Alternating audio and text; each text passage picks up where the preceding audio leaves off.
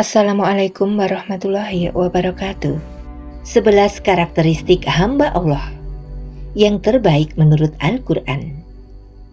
Perintah Allah Subhanahu wa Ta'ala dalam Al-Quran telah banyak menyerukan kepada hambanya agar menjadi pribadi yang bertakwa. Allah Ta'ala telah memberikan banyak kunci dan jalan agar seorang muslim menjadi muttaqin atau orang yang bertakwa. Antara lain dengan perintah menjalankan syariat Allah dengan kafah atau menyeluruh.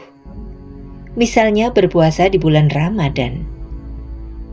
Firman Allah Subhanahu wa Ta'ala, "Hai orang-orang beriman, diwajibkan atas kamu berpuasa sebagaimana diwajibkan atas orang-orang sebelum kamu agar kamu bertakwa," yaitu Al-Quran Surah Al-Baqarah ayat 183.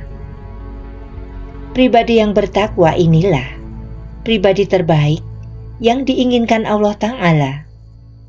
Dan para rasul hingga orang beriman terus mengejar predikat sebagai hamba terbaik. Telah banyak hamba Allah yang terbaik yang telah mendahului kita. Mereka dari kalangan nabi, orang-orang sidik, para syuhada, dan orang-orang soleh. Lantas, apakah kita, manusia yang hidup di akhir zaman ini, masih memiliki peluang untuk menjadi hamba Allah yang dikasihi dan dicintai oleh Allah Subhanahu wa Ta'ala? Ketahuilah, Allah Subhanahu wa Ta'ala tidak akan pernah membiarkan hambanya dalam kebingungan dan kesulitan selama ia bersungguh-sungguh ingin menggapai ridhonya, dan sesungguhnya bersama kesulitan itu ada kemudahan pada setiap masalah. Allah Subhanahu wa Ta'ala siapkan untuk solusinya. Kemudian Allah Subhanahu wa Ta'ala berjanji dalam firman-Nya, "Maka sesungguhnya beserta kesulitan ada kemudahan." Al-Quran Surah Al-Insyirah ayat 5. Lalu bagaimana cara menjadi hamba Allah yang terbaik? Menjadi hamba Allah yang terbaik, karakternya dijelaskan dalam surah Al-Furqan ayat 63 sampai 74. Karakter-karakter tersebut yaitu yang pertama, tawadu, tenang dan bermartabat.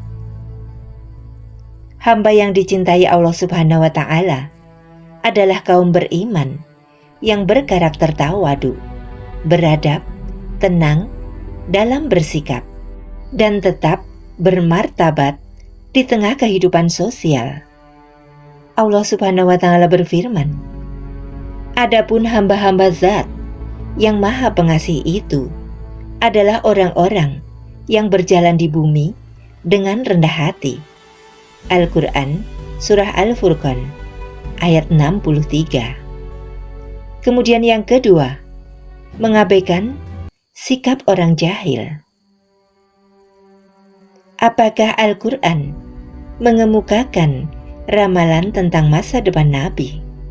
Bagaimana cara menyikapi jika diajak bicara oleh orang jahil tentang hal-hal yang tidak bermanfaat, mengundang maksiat, atau bahkan menyesatkan? Caranya dengan tidak menggubris pembicaraan mereka, menjauhkan diri dari kerumunan mereka. Orang-orang jahil tetap harus didakwahi supaya kembali ke jalan yang benar. Pelaksanaannya adalah orang yang memiliki kemampuan untuk mendakwahi mereka. Namun jika bukan dalam rangka mendakwahi mereka, atau tidak memiliki kemampuan untuk mendakwahi mereka, sikap yang paling tepat adalah menjaga lisan dan mengabaikan obrolan mereka, menolak kejahatan mereka dengan kebaikan atau cara yang baik. Allah Subhanahu wa Ta'ala berfirman, "Dan apabila orang-orang bodoh menyapa mereka dengan kata-kata yang menghina, mereka mengucapkan salam," yaitu Al-Quran, Surah Al-Furqan, ayat 63.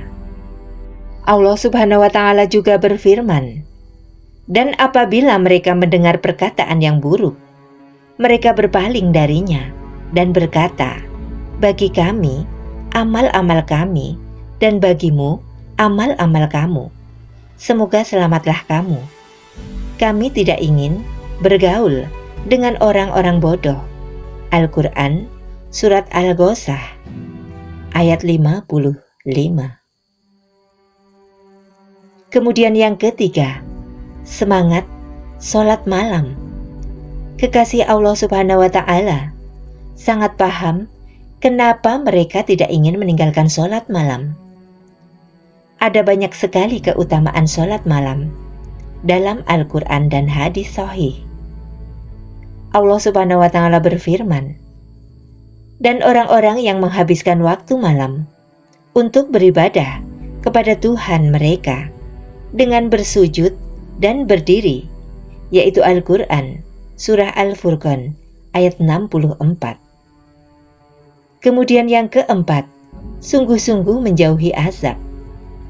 Hamba Allah yang terbaik sangat takut jika Allah Ta'ala menimpakan azab kepada mereka, sehingga mereka sangat sungguh-sungguh dalam menjauhi segala bentuk perbuatan yang menjadi sebab datangnya azab.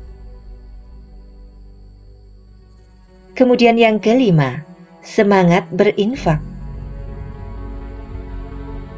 Ibadur Rahman adalah hamba beriman yang bijaksana dalam berinfak. Mereka semangat berinfak, namun tidak berlebihan juga, tidak pelit juga. Allah Subhanahu wa Ta'ala berfirman, "Dan orang-orang yang apabila menginfakkan harta, mereka tidak berlebihan dan tidak pula kikir di antara keduanya secara wajar," yaitu Al-Quran, Surah Al-Furqan, ayat 67. Kemudian yang keenam, tidak menyekutukan Allah Subhanahu wa Ta'ala.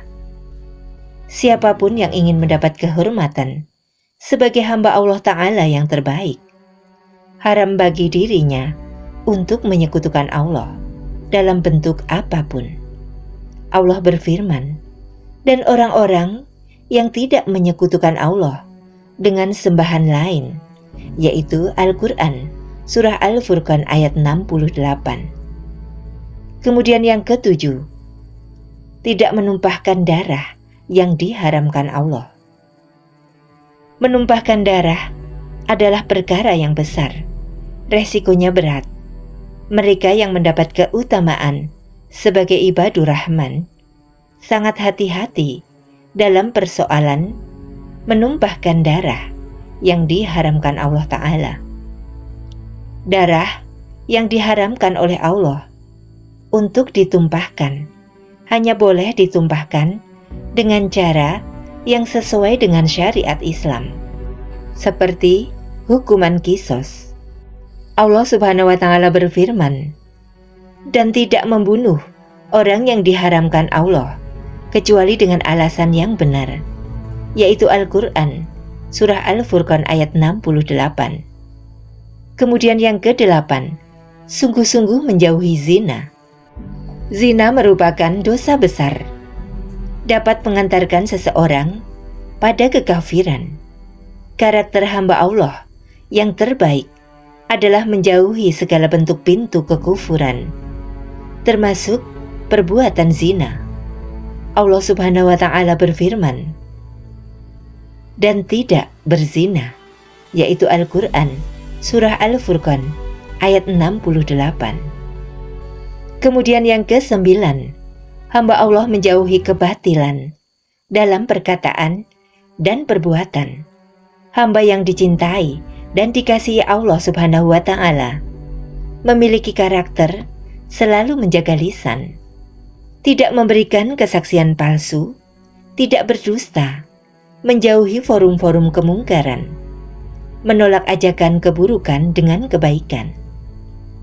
Allah Subhanahu wa Ta'ala berfirman, "Dan orang-orang tidak memberikan kesaksian palsu, dan apabila mereka bertemu dengan orang-orang yang mengerjakan perbuatan yang tidak berfaedah, mereka berlalu dengan menjaga kehormatan dirinya." Yaitu Al-Quran, Surah Al-Furqan, ayat 72. Yang ke-10, hamba Allah selalu tunduk pada syariat Islam. Tugas utama seorang hamba adalah beribadah, menyembah Allah Subhanahu wa Ta'ala. Seluruh bentuk dan tata cara beribadah telah terangkum dalam sebuah konsep panduan hidup yang kita kenal dengan syariat Islam.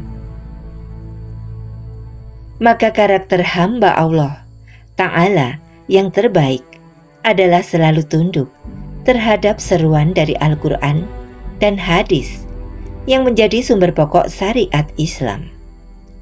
Allah Subhanahu wa Ta'ala berfirman, "Dan orang-orang yang apabila diberi peringatan dengan ayat-ayat Rabb mereka, mereka tidak bersikap sebagai orang-orang yang tuli dan buta." Yaitu Al-Quran, Surah Al-Furqan, ayat 72.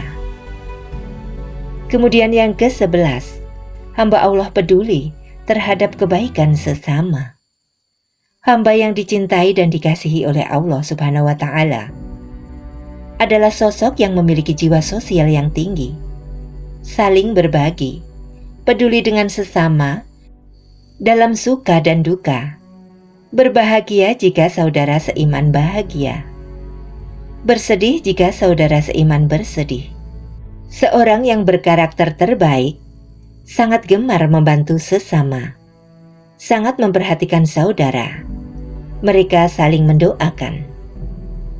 Dan orang-orang yang berkata, "Wahai Rabb kami, anugerahkanlah kepada kami pasangan kami dan keturunan kami sebagai penyenang hati atau kami, dan jadikanlah kami pemimpin bagi orang-orang yang bertakwa."